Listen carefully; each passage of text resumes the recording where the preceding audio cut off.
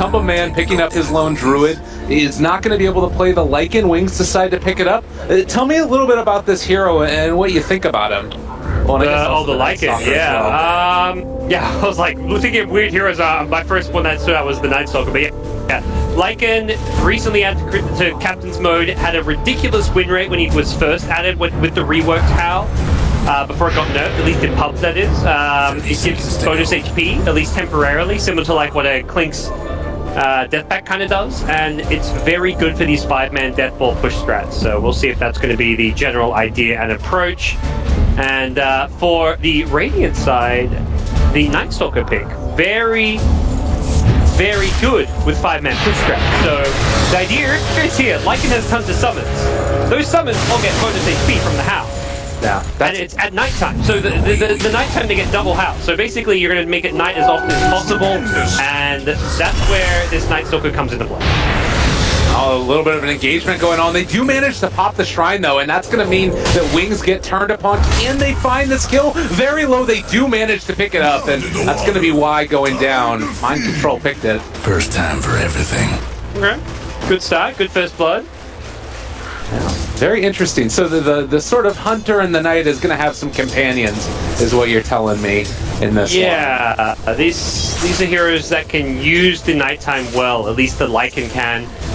With Liquid's lack of vision at nighttime, it could create good gank opportunities for Storm Spirit for Slider as well. Although that means Wings need to have good observer vision or get a fast Ag Scepter. But Night Stalker is definitely an underrated hero right now. Yeah. The other thing that I always feel like is sometimes a bit of a problem is that you run into situations with Night Stalker where you rush that Aghanim Scepter, and then you end up not really being able to do much about people running at your base. Like, you can see them coming at you really well, but they push high ground. There's not really a whole lot that you can do at that stage. Yeah, absolutely. So we'll see how Liquid can use some of these ultimates. Mind Control going to be getting going on here. And with the level 1 Gush, he's not really able to do a whole lot. Wow. This bot lane can be very rough for him. He can't go jungle early on without Anchor Smash or Kraken. So securing the first blood comes at a cost for the offlane Tide. And GH is down here just to help him out, it looks like, on the Rubik, making sure he can try to get level 2, level 3, or whatever it may be. Yeah. You can see already the CS. It's going fairly well into Liquid's favor, with the exception of Tidehunter's having a bit of a tough time at this stage. So the big things that we're keeping an eye out in this game, it's long cooldown ultis from Liquid, but also heavy pressure. Maybe even see Miracle try and go back for... we might have a kill down here bottom again, actually. Mind Control... Well, he was able to get up that level 2 and is going to be able to walk away from this one. The help from Kuroki as well as the GH Rubik comes in, and that's going to dissuade Wings from going any further. Level 2 and a Phoenix dive with that bit of extra slow saves his life. Dazzle with this very aggressive level 1 Blightstone. That is sick with all the physical damage you're doing. You've got Hal amping up the physical damage, Blightstone to increase it as well. It does give them a very potent tri-lane down here. The Poison Touch also physical damage, so, and the Crush. I mean, it's physical all over, so they're looking to take advantage of that. And there's some very clear synergy with this Wings tri-lane. Yeah. Ooh, the pullback. GH wants to go on him. Ice in trouble, not able to hit the Crush, and a great well-played gank there comes through. It is right on the edge of being able to pull him back in. Yeah, that was really, really nice. Pulling him into that little, like, tucked away corner where he had to walk an extra ways around as well. So this does make the lanes look pretty good. The 1v1 up top should be going well for the Lone Druid, as the CS indicates, although Night Stalker also getting some good CS with the 4-man shield. Oh, and again, bottom Mind Control just ends up going down. Yeah, that level 1 in Gush is really hurting him at this point. Yeah, it's one of those things where even now that he's level 3 and has 1-1-1, it still hurts him. You'd much rather have like 0-2-1 or 0-1-2. You don't want any points in Gush at this stage of the game, in the laning stage. You know, obviously getting a first blood was theoretically worth it for him, and he did get the kill for that first blood, so it was a boost in his gold, but he is going down and consecutively down bottom because of it. And you look here on the other side, Night Stalker already up to level 4 for himself, has the poor man shield as well as boots, and 500, almost 600 gold there as well. Is it still just for the Night Stalker you go for something like an Urn to get aggressive early, or do you like the idea of trying to save up? We've seen sometimes the Midas picked up for the Night Stalker. Urn into Ag seems fine. I think the core Night Stalker going Midas is not. I mean, I think Night Stalker in general going Midas isn't that necessary because you just want to get that fast axe timing. And with the aggressive wings playstyle, I don't think they want to wait for a slower axe by going Midas. What the Midas does is it guarantees a bit more levels, guarantees a bit more itemization post-axe, but it does slow down the axe initially. Night Stalker now 3 points in Void. This could be a really good rotation if he wants to make something happen, but looks like he just wants to try and at least stay up top and dominate the laning stage for at least a little while.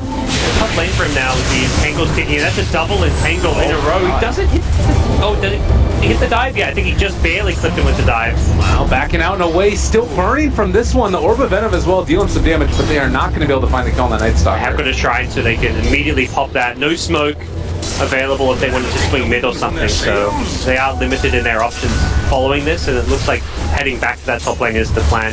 I thought maybe Faith Beyond picks up an early TP to try and rotate it this night, but that would leave this top lane vacant, which is not something you want to do against a lone druid of all heroes. He will punish and take the tower, but here comes the TP mid. Oh yeah, trying to turn it back around with the Sunstrike. It's not going to be enough though. Miracle just going to go down. Too much damage with the heal bomb coming in from Y and everything else. Man, Storm actually dropped really low from that one as well. Let's be careful. Yeah, but I mean, all in all three cores on the Liquid side CS. Now that the Tide's been left in a 1v1, he matches up very well against Lycan. Can get in close. He's got his levels now, so has 2 in Kraken and Anchor Smash. A bit hard to deal with. Shadow can't really easily CS against the Tide because of this, so he's probably going to be kind of asking for help soon, but at the same time, ganks aren't going to be quite as effective because the extra points in Anchor Smash and Kraken give this Tide a little bit of elusiveness. So the supports can get a lot more elsewhere. They want to pair up with the Night Stalker ideally. He's the strong hero with a lot of kill and gank potential right now. Yeah, and they decide to go for at least a moment, but going to be able to find the Phoenix again. Kuroki trying to dive out and away is going to be able to make his escape. Now the Sunstrike with the Entangle. They are going to be able to find that kill. They take the bear in exchange, but hurts losing your there right there. Tangle procs from Matu. This guy is a lone druid player. Makes Admiral Bulldog proud with all these entangles. The instant entangle there, the double entangle earlier on the Night Stalker. Oh, and Y again brought down to the low ground here. That's a lot of damage coming out from Mind Control, but you do have the Sunstrike. Oh, nice good decision to dodge that. Yeah. That was heads up. Well, they could potentially make something happen here with Mind Control, but yeah, with Lycan not actually committing fully to that one. They back out. Still about a minute and a half left for this nighttime. Do you see them being able to get a whole heck of a lot else done with the Night Stalker? Yeah, a minute and a half isn't long, but it's long enough, and already finds an Invis rune. Looks like it was just barely scouted by the Dire Ward, so before he went fully Invis, that Ward did scout him at going Invis, and Invoker should be well aware, but he's also going to slide right on top of him. It's going to be a bit careful here. And Faith Beyond even going for the full loop run. This could actually catch Miracle by surprise. Miracle's playing it safe though. All the orbs up on Quas as well. Making sure that he'll have that regen if they do decide to go on him. I haven't used his scan or anything in this mid lane. Curious to see if Faith Beyond lingers around, but looks like he's going to swoop all the way through to bottom lane. Try and catch some of these other heroes by surprise. But Tide has 10 stick charges, has Ravage, Anchor Smash. Not the easiest kill. So if they want to commit a lot of resources for it, they should be able to get it with a shapeshift as well. Yeah, they're just not wanting to go for it yet. They're I guess a little bit more comfortable waiting for this to go slightly later and not wanting to overcommit and then end up eating away some kills as well. I think their timing definitely comes later on. Like you get the Lycan with levels, the Vlads. The second nighttime they're a bit stronger, but now they're definitely not at like any kind of a peak. Even though Night Stalker has ganking potential, he's trying to highlight that in this mid lane, but not really able to do so. I mean, it's about to be daytime again, and you do have the rotation in from Kuroki as well as GH, but it does look like Wings is going to back out. You know, one thing that we might end up seeing later as well is just have like Night Stalker pop the silence onto Tidehunter, and everybody else just avoids them and starts hitting down the others. That could be a good way to deal with the Tide. Definitely effective use of the crippling fear. There's a lot of good silence targets in the Phoenix as well, though, so not easy to necessarily decide who you want to fear up. Even using it on Masu for the mischance can be a decent option as well. That 50% miss on a lone druid, not a hero that is necessarily going to want to go into an MKB early on, although perhaps could see the BKB. There's the lift back, Mind Control, they pop Ravage, Sunstrike as well, the follow is going to be able to bring him down with a grave last second, well played by Y. Going to take some DOT from this one and is taking a good bit of damage to the Fountain, but he's going to survive.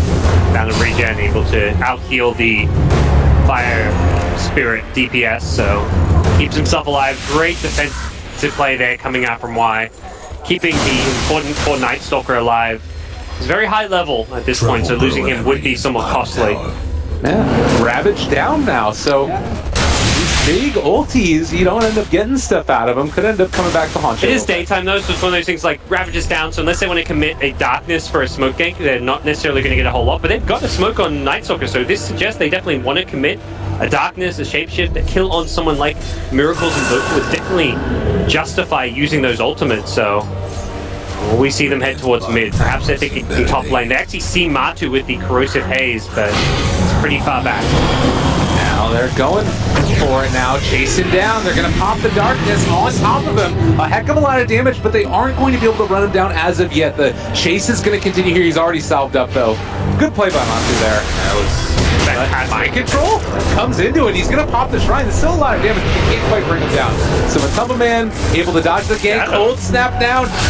Shadow may be in some trouble. The right click still coming through. Tornado, not enough range. And he actually hides out in the corner and is going to be brought down. A very odd engagement now. Slardar can't go for the crunch. That's going to be the Blink Storm Spear chasing him down as well. Looks for mind control and should be able to run him down. So a kind of awkward movement by Shadow off to where the Sunstrike was catching him in there. But yeah, he bought enough time being chased down that everyone else could rotate, and they knew they could dodge each step because neither ultimate is up. There's no Tide Ravage, it's on cooldown, and Phoenix is level 4, so they throw everything to kill that Lycan. It kind of ended up working out quite alright for Wings because they catched them overcommitting. Lone Druid probably chasing with the Entangle is fine, but he didn't want to cross the river with his hero. They probably had the kill without him crossing that deep, but definitely one of those moments of just like overconfidence. You know you're going to get the Lycan kill. What you don't think about is the consequence for committing as far as they did. And that's a Storm, a Slardar, great catching and punishing heroes. They're going to chase you down and make sure they get those revenge kills.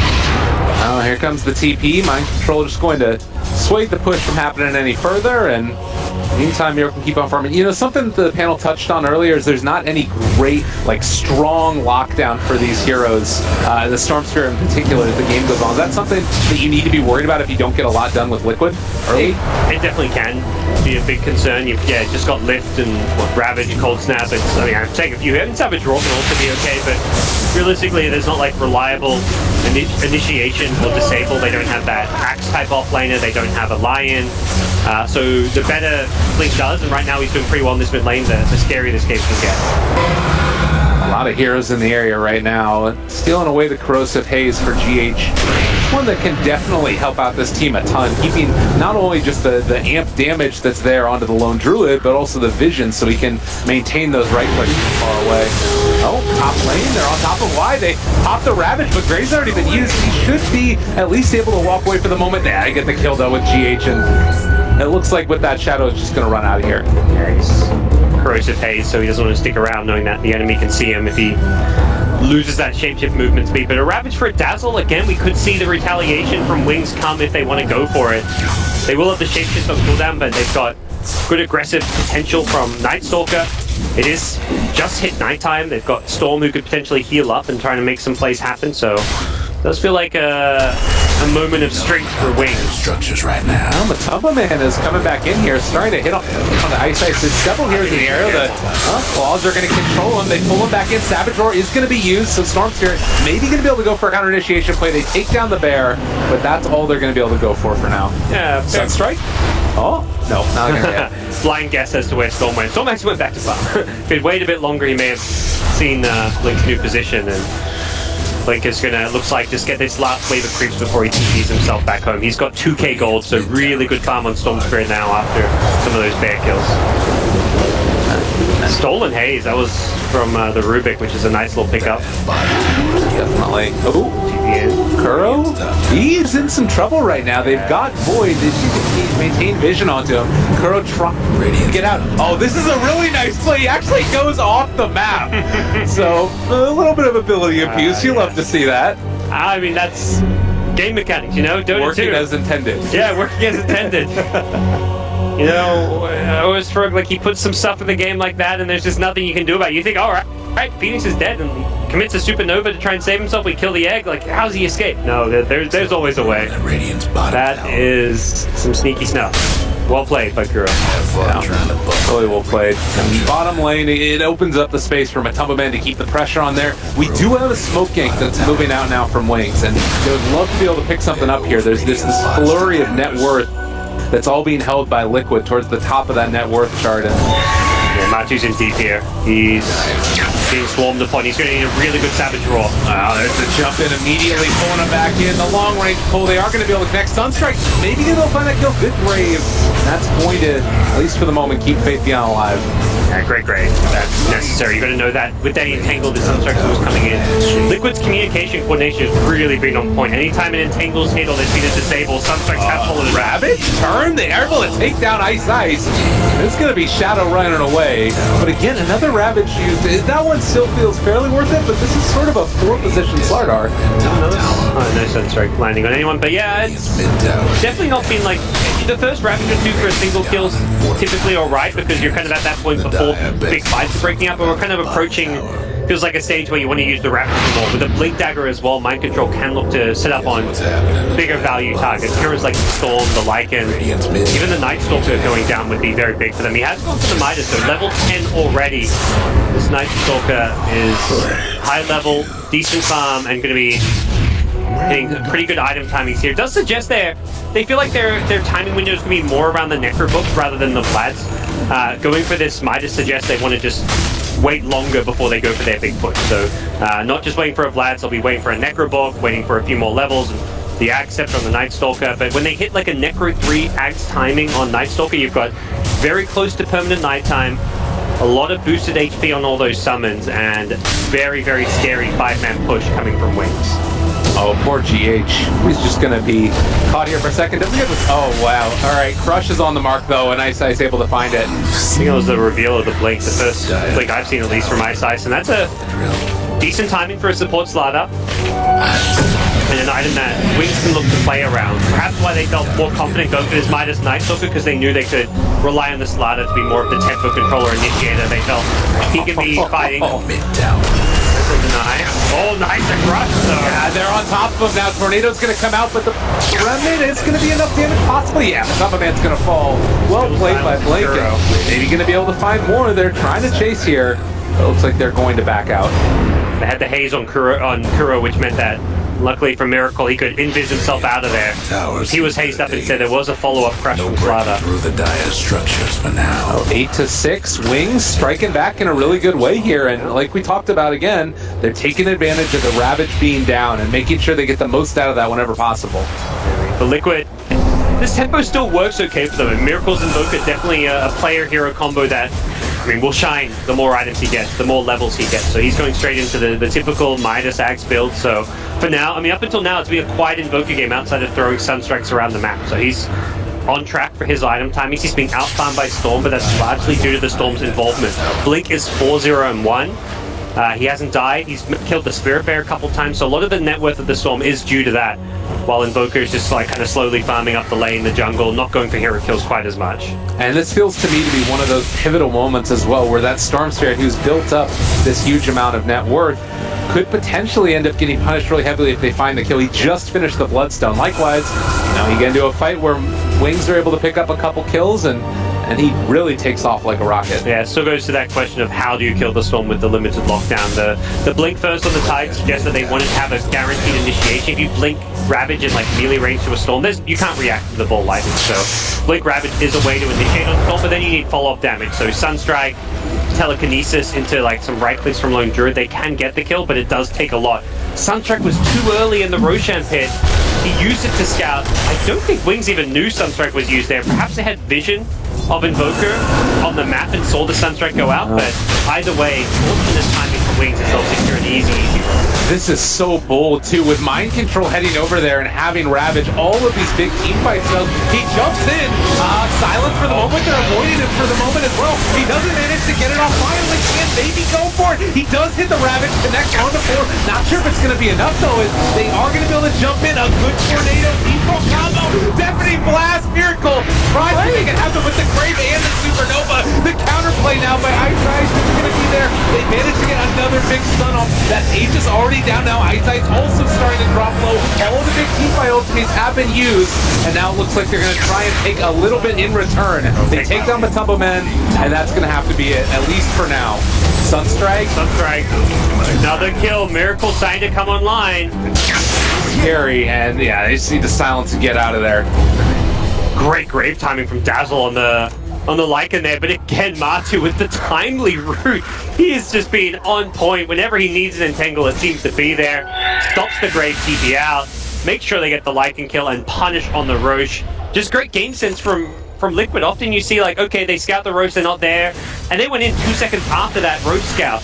Yeah, mind control was there at the perfect time to get into the pit. He got silenced. They did still finish off the Roshan, but with 5 heroes grouped up in the Ravage. Oh, GH. He gets the stun as they're going in. They find the tornado. Is he going to go down? He almost falls. They find the kill.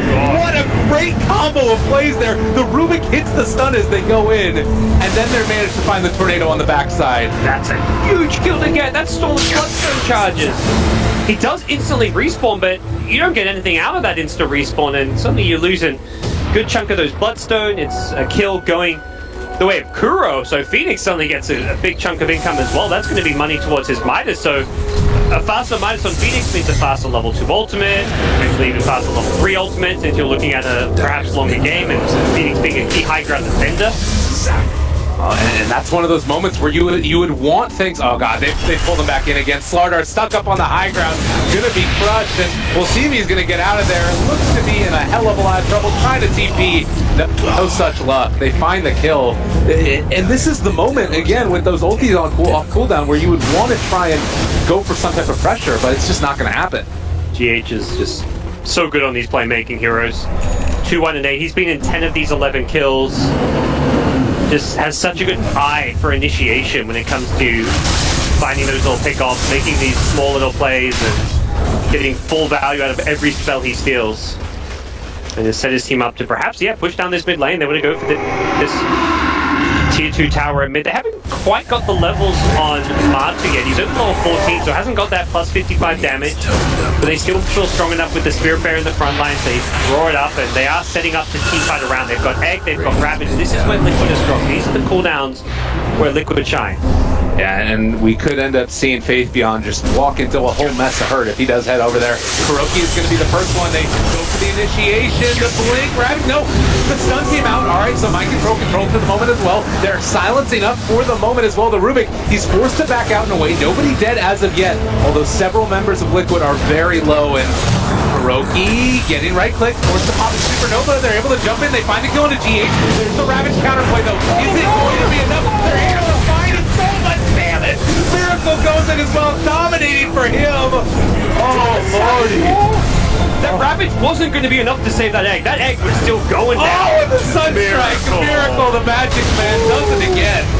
That timing. They don't stack the roll with the Ravage. They Ravage, as the Ravage stuns down to her, they're going to finish that egg off. Savage Roll comes in, saves the egg, stuns 3 heroes, sets up the entire Invoker combo, and suddenly, snap of the finger, Liquid on the high ground. They're taking the melee Rax game. This is looking all out of control, completely slipped away from Wings when this game was going just fine for them up until this point. One team fight. You think about how good Wings were looking in that last series, and Liquid just have all the answers in the world. He's going to go out there and crush Kuroki. Oh, maybe going to be able to find some more. They get the pull as he passes Kuro, and Kuro is going to die there. Maybe going to be able to find a bit more, but small consolation prize. They want more. They're keeping into the shrine. Ice is fishing for a secondary kill, but Link's still on cooldown, and they actually find something in mind control. Not an easy kill by any means. Yeah, it's maybe a little bit scary. You do have the rest of Liquid starting to show up. They toss a zoning EMP, and that should be enough to get mind control out of there, but this is that moment, though. You've got this tri-core that's so incredibly strong, and the right clicks coming in from a Tumble Man, all of the damage that you've got from the Invoker as well. The sound is going to be there, as well as the mischance. They're defending without their ult. Oh, good lift. They're not going to find the crush there from the Slardar. Have to back out again. Now the Savage Roar. Scary moment right now. Grave as well, keeping Faceon alive, trying to make sure that he's able to escape. And no Ravage for 40 more seconds, but still, Liquid able to take this one. There's the egg. It forces the rest of them back. Wings, you need to get out of here. Not a safe place in the least bit, and they lose 2 more with only one of those ultis.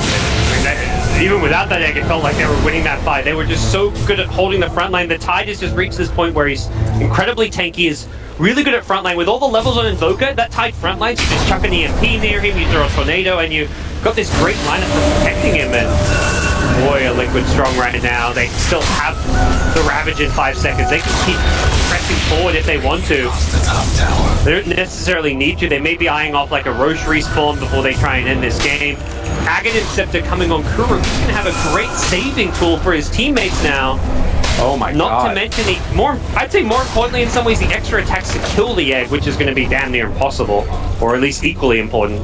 And you've got 4 stats again. We saw how important those were in the last game. Having that up on GH at this point, all these positioning tools, it feels like right now Liquid have so many different ways to outplay Wings. It's not necessarily even just the fact that they are outplaying them, but I don't even know how Wings try and come back into this one at this point. The Solar Crest pick up from Tide. He's like, I'm not really tanky enough. Let's get a bit more. So this Lycan's going to have to deal with the evasion. He can't just stick his summons and his hero onto the Tide and expect to hit him. He may even find the Solar Crest applied to himself so he can't right-click people down, but this is where Wings are meant to be strong. You get this Necro 3 on Lycan. Ideally, this is when they're meant to have the Ags on Nightstalker, and this is why at the start I said I don't really like the idea of the minus on Nightstalker because it slows down your Ags timing, and this is where you're like, we just lost a line of racks, we haven't even finished our Ags. They weren't able to pick and choose good fights. Vision is how you beat the Tide Ravage, the Phoenix Egg. You have to have vision of these big team-fighting heroes to be able to silence them or take advantage of their positioning, and because of the minus, this Axe has come a lot slower, and only now does he complete it 25 minutes in, and I think it's being punished for the fact he went for this Midas first. Well, that being said, it is now online, so maybe this is the point where they're also able to find a bit of a turnaround. It's going to need to come off the back of a perfect team fight, but for you, how does that perfect team fight look for Wings right now? What do they need to do here? They've got the Orchid on Storm, so that's a key tool as well, because he can jump to the back lines fine. Probably the Phoenix is the biggest hero for him to kill. The Tide's going to have Kraken, so you can't really go on him. Taking the Phoenix out, so there's no Sunray, there's no Supernova, there's no Supernova save once there's an Ag Scepter. It's going to be the best thing he can do. For the rest of the team, it's going to come down to surviving through that Tide Ravage, Dazzle hitting like a timely grave on a teammate, making sure that Matu gets dealt with as well. I think he's probably one of the bigger damage dealers, but just not grouping for the AoE combo. The Ravage, Deathly Blast, Chaos Meteor. Oh, that's unintentionally? Was he trying to heal up a teammate? Or? I'm not sure. I heard the sound, but I didn't get to see it. I'm guessing it was unintentional, but yeah. He just picked up the Axe, so that's interesting. He may have just been trying to reset a teammate, heal him up, but not sure. Maybe that's the way you get back into the game. Just have them use their ultis off in the woods. Yeah. Either way, not the worst cooldown to have to play around. They're back up in 70 seconds. Blink is pushing here along the top lane as well. It's going to be forced back out in a way, but this is the problem. You don't have a great way to control this now. You do have some mobility items there for GH, but you kind of need everybody to be able to collapse in on that storm to make sure you find the kill, unless you can just disable them forever.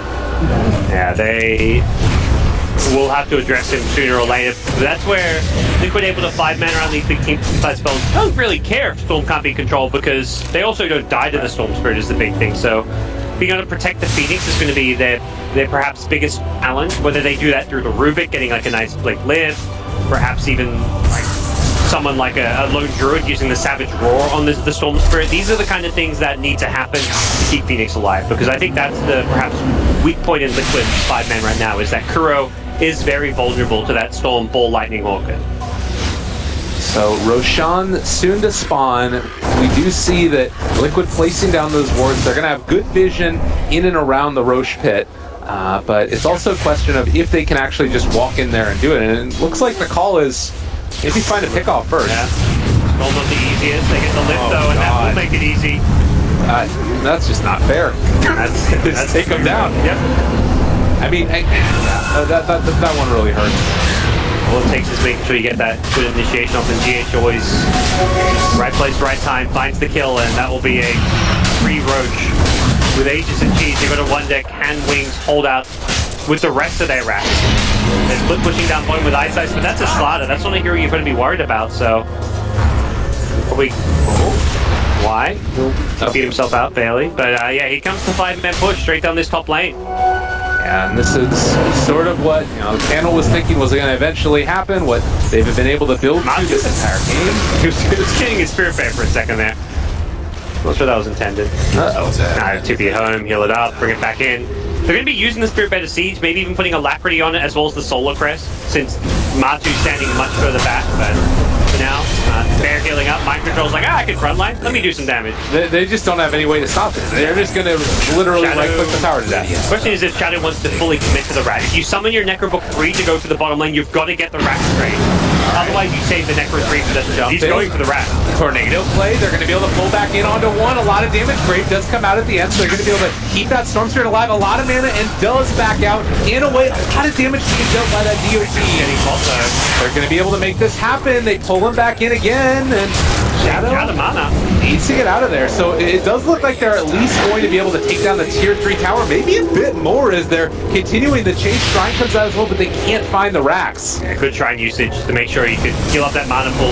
Yeah, they can't find the racks and they lose the racks, so that was good sieging from Liquid, making sure that they take the top lane while defending. Uh-oh. That's a big 4-man DC. Mixed players and teammates. Oh, turned into a full 10-man DC. But I'm sure everything's going to be fine. We had this talk as well in the last one. Yeah. But, it's looking pretty close to done and dusted for Liquid. They're not quite there yet, but 2 lanes of racks. They still have the Aegis, I believe. Lone Druid yet still has the Aegis. They'll be coming back for another push with Skadi on Lone Druid now. Invokers throwing more items into the fray. They're only going to get scary and scary, and they did all that without having to use ultimates. They didn't have to use a Ravage or a Supernova. Because of the way the split push went, it meant that Wings weren't trying to fight at top. They were just trying to cancel TPs and delay to create space for Lycan to trade Raxes. Problem was, Lycan got dealt with. The Rubik TP back with the Phoenix meant that Lycan did not take the bottom lane, and we find ourselves in a very, very bleak position for Team Wings. I'm not sure there's any amazing plays they can make at this point. They don't have a scary team fight. That's the problem. This Lycan Night Stalker was kind of meant to maybe 5-man push if they were ahead, but if they're behind, they can't team fight their way back in. They can only really split push. And it felt like it was all about those mid-game fights that Liquid were just able to dominate that put them in this position as well. Really impressive stuff to watch. But now, back into the game, just about 30 minutes into this one, and that Aegis, I guess the call is just go bottom next? Yeah, why not? Look, you want to force Wings to fight into your Ravage plus Supernova. That's the best way to approach this game, I feel. They take down the bear. They've still got a full 3 minutes of Aegis time left. Matu will have to resummon, but by the time you get to that bottom lane, you'll almost have another bear anyway. 90 seconds away on that cooldown, so not the biggest deal in the world, and there's just not a scary enough split push threat in this top lane. And you can't trade racks for mega creeps. You can't say, oh, right, we'll take top racks but give up bottom. That works before.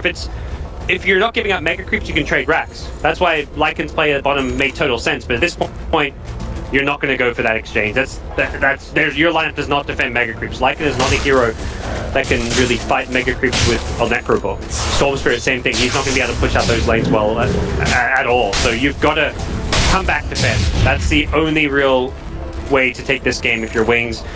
You're going to have to probably go through multiple buybacks. They've got buyback on Night Stalker, on Storm. They're going to pick up what BKBs they can. Shadow gets one on his Lycan, but very difficult hold coming for the Chinese squad. Well, and we also just saw that pickup by the Phoenix. I was kind of wondering if he was going to go that way. He's fully in the mana pool, but can now go for the blink in and then immediately pull them into the A. So, yeah, everything looking quite strong out for Liquid, and there's just no way to stop this. They can jump in, immediately get the Tornado thrown out, and the Tier 3's already gone. Mind Control's just unkillable. With 3 Solar Crest plate now, he's got a certain amount of armor.